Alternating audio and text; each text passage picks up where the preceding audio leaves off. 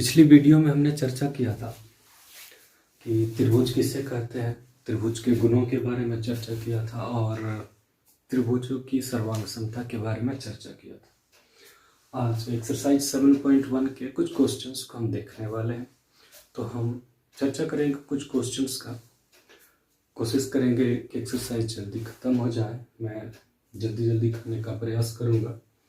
चलिए पहला क्वेश्चन हम पढ़ते हैं। क्या लिखा हुआ 7.1 का ये पहला क्वेश्चन है कि चतुर्भुज ACBD में, यहाँ पर ACBD ये फिगर दिया हुआ है। चतुर्भुज ACBD में AC और AD बराबर है। ये वाला AC और ये वाला AD, ये दोनों भुजा बराबर है। और AB जो है, ये लाइन AB कोण A को समद्विभाजित करता है। तो ये जो कोण A है ये पूरा इसको समद्विभाजित करता है। समद्विभाजित करना मतलब क्या? बराबर बराबर दो भागों में बांटना। मतलब ये जितना भी बड़ा, जितना भी इसका वैल्यू है, आधा पार्ट ऊपर आधा नीचे है। तो इस तरह से हम लाइन भी दे सकते हैं। इसका मतलब हो जाएगा कि ये दोनों कोण आपस में बराबर है। तो हमको सिद्ध करना है, कर लीजिए, दर्शाना है क्या कि ABC ये ऊपर वाला ट्रायंगल और ABD ये नीचे वाला ट्रायंगल, ये दोनों सर्वांगसम होंगे। तो सर्वांगसम करने के लिए हम कुछ नियम पढ़ चुके हैं। यहाँ पर हम लिखते हैं कौन कौन सा नियम पढ़े।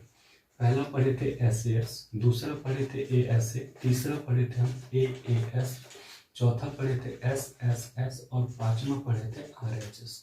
तो ये 5 नियम कह सकते हैं हम पढ़ चुके हैं। अगर इस पांचों में कोई भी जरा सा भी दिक्कत है तो आपको आई बटन पर मैं एक वीडियो के लिंक दे दूंगा, उसमें मैंने पूरा डिस्क्राइब किया है। तो पांचों पर आप देख लीजिएगा वो वीडियो, जो निश्चित है आपको हेल्पफुल होगा। तो चलिए चर्चा करते हैं। हमको ABC, मैं इसको पॉइंट करता हूँ इस तरीके से, ये ऊपर वाला ये जो ट्रायंगल है इसको और ये जो नीचे वाला ट्रायंगल है इसको, हमको ये दोनों को सर्वांगसम करना है। तो सर्वांगसम कैसे करते थे? नियम ये रहा पहला, SAS मतलब दो भुजा और उसके बीच का कोण बराबर होना चाहिए। दूसरा है दो कोण और उसका एक भुजा बीच वाला बराबर होना चाहिए। तो यहाँ देखते हैं, यहाँ पर मेरे पास एक ही कोण है, ठीक है। ये वाला कोण जो बताया था कि कोण A को समद्विभाजित करता है, A को, मेरे पास एक ही कोण है। तो एक कोण से रिलेटेड कौन कौन सा नियम है मेरे पास? एक राइट एंगल वाला 90 डिग्री, तो ये जाहिर बात है 90 लग नहीं रहा, तो ये तो लगना नहीं है। इसमें कोण है नहीं, इसमें दो कोण है, इसमें भी दो कोण है, तो एक ही नियम बच जाता है। वो कौन सा बच गया? SAS नियम। मतलब SAS नियम लगा करके हम इस क्वेश्चन को बनाने वाले हैं। तो SAS मतलब दो भुजा और उसके अंतर्गत का कोण, उसके बीच का कोण। तो मेरे पास एक भुजा यहाँ पर AC है, दूसरा भुजा मेरे पास AD है। यहाँ पर ये दोनों पहले ही कह लिया था चतुर्भुज का दोनों बराबर है। तो ये अगर ट्रायंगल का बात करें ABC, ऊपर वाले में ये एक भुजा और नीचे वाले में ये एक भुजा, एक एक भुजा तो बराबर हो गया। अब भुजा के बाद हमको चाहिए कोण। तो कोण भी हमको पहले से बता दिया था कि ये जो पार्ट है, ये जो पार्ट है, ये दोनों आपस में बराबर है। एंगल भी बराबर हो गया, बस एक साइड ढूंढना था। तो इस कोण को बनाने वाली भुजा कौन कौन सी है? एक ये AC है और एक AB है। तो ये जो AB रेखाखंड है ये ऊपर वाले ट्रायंगल में भी है, ये जो AB रेखाखंड है ये नीचे वाले ट्रायंगल में भी है। मतलब मैं इसको ऐसे अगर ढक दूं तो यही वाला लाइन नीचे वाले ट्रायंगल को भी बना रहा है, और अगर मैं इसको ऐसे ढक दूं तो यही वाला लाइन ऊपर वाले ट्रायंगल को भी बना रहा है। तो इसका मतलब ये जो AB है ये दोनों में रहता है, उसको क्या बोलते हैं? कॉमन ओहेनिस्ट बोल सकते हैं। तो चलिए अब हम क्वेश्चन का आंसर देते हैं। सबसे पहले आप आंसर कैसे दोगे? तो ध्यान रखना है क्या कि जब भी आंसर दे तो हम थोड़ा लिख कर आंसर दें। ऐसे 9th में भी जो बाकी क्वेश्चंस हो रहे हैं, जो एग्जाम्स हो रहे हैं, वो ऑब्जेक्टिव हो रहे हैं, लेकिन आपको लिखने की प्रैक्टिस करनी चाहिए कि कैसे इन क्वेश्चनों को हम लिखेंगे, लैंग्वेज क्या होनी चाहिए। तो जो भी आपको दिया हुआ है वो पहले आप लिख दो। तो कौन कौन सा लिखा हुआ है? चतुर्भुज ABCD में AC और AD बराबर है। तो आप वो लाइन भी लिखते हैं। यहाँ पर क्या लिख देंगे कि चतुर्भुज ACBD में AC is equal to AD। और क्या दिया हुआ है मेरे पास? एक ही चीज और है, और ये जो AB है, कोण A को, ये जो AB है इस तरह से लिख देते हैं, कोण A को समद्विभाजित करती है,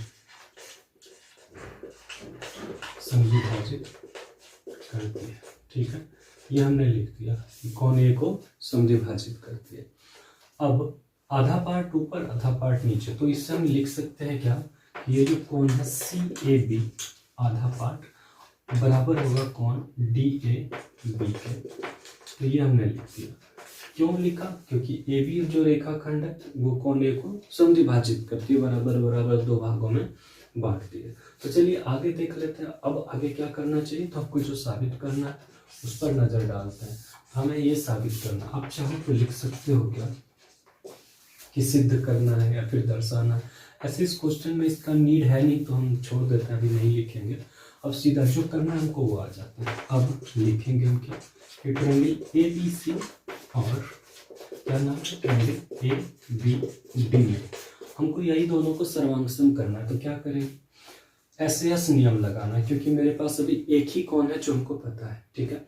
बाकी के कोणों के बारे में हमको नहीं पता, इसका इसका इसका कुछ नहीं, कोई प्रॉपर्टी हमको ना ही कुछ वैल्यू पता है ना ही कुछ और चीज पता है, तो हम दूसरे चीज पर ध्यान ही नहीं देंगे। एक ही कोण हमको पता है, तो एक कोण से रिलेटेड मेरे पास यही नियम है, SAS नियम। अगर आपने वापस बोलता हूँ कि इस नियम, इन सारे नियमों के बारे में आपको अभी तक नहीं पता, तो पिछला वाला वीडियो जाकर आप जरूर देख लें, प्लेलिस्ट में भी होगा और हो सकता है मैं लिंक भी दे दूँ डिस्क्रिप्शन में या फिर आई बटन पर।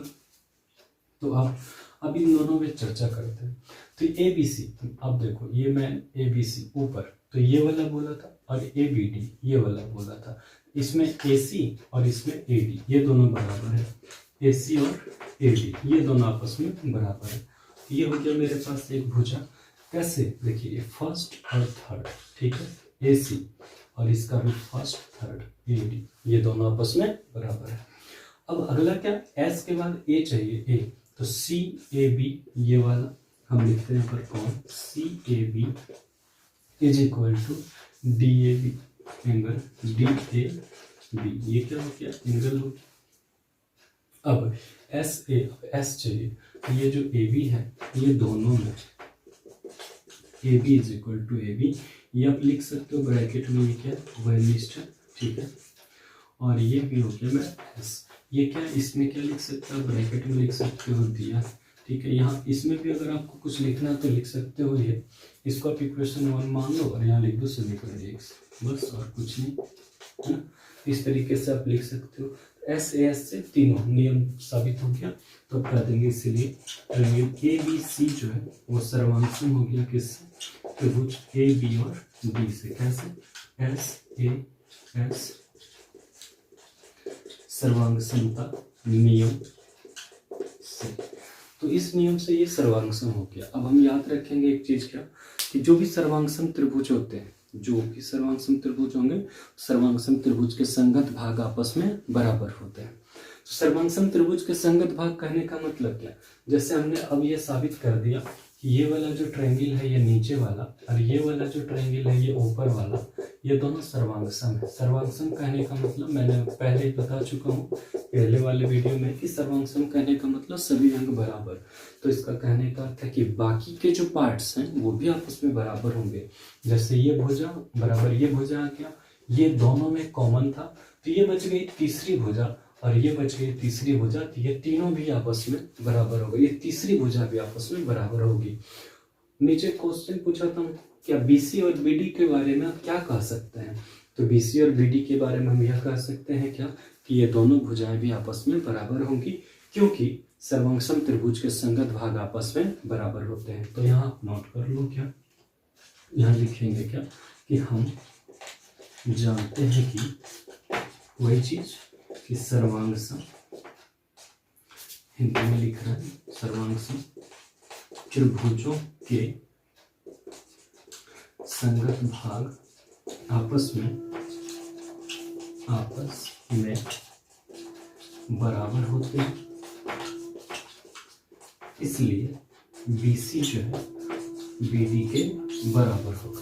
अगर आपको ये वाला हिंदी लिखने में आपत्ति है, मतलब आपत्ति नहीं, मतलब अगर नहीं लिखना चाहते तो इसके बदले आप एक चीज लिख सकते हो CPCT से, है ना। तो मैं रिकमेंड करूंगा आप हिंदी में ही लिख दो, जिससे आपको एग्जामिनर जो भी होगा, जो भी आपका कॉपी चेक करेगा, उसको फील होगा कि आपके पास पर्याप्त नॉलेज, आप पूरी जानकारी आप रखते हो।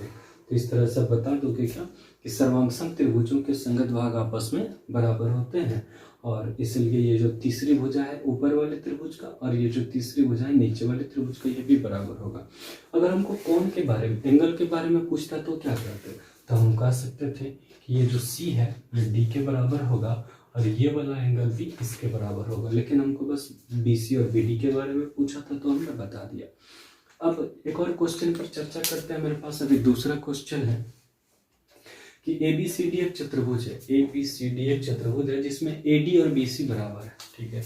ये रहा मेरा AD और ये रहा मेरा BC, ये दोनों बराबर है, और कोण DAB, ठीक है।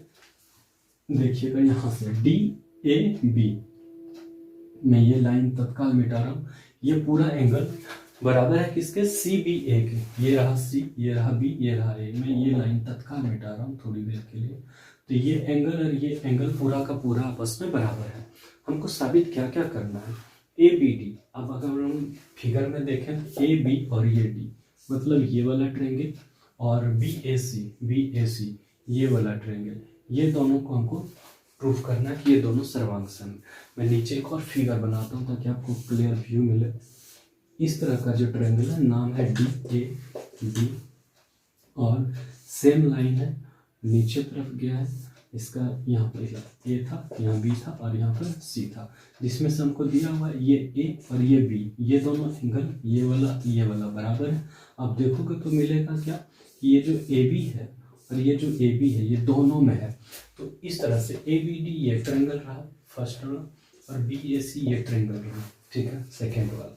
तो दोनों में हमको दो चीजें देखने को मिल रही है, एक एंगल देखने को मिल रहा है, एक साइड देखने को मिल रहा है, ठीक है। ये दोनों क्लियर बराबर है।